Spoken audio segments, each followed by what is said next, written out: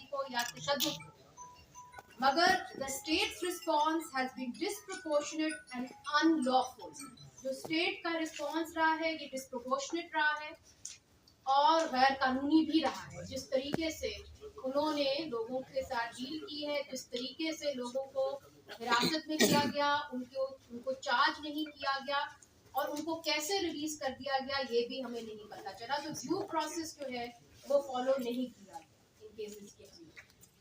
This is assumed a familiar pattern, including arrests of party workers and supporters, lack of transparency concerning the charges involved, crackdowns on party workers' right to peaceful assembly, enforced disappearances। ये भी हमने देखा है कि कैसे लोगों को उठा लिया जाता है अपने घरों से और फिर उनको हम तब हम नजर आते हैं जब वो प्रेस कॉन्फ्रेंसेस कर रहे होते हैं कि हमने पार्टी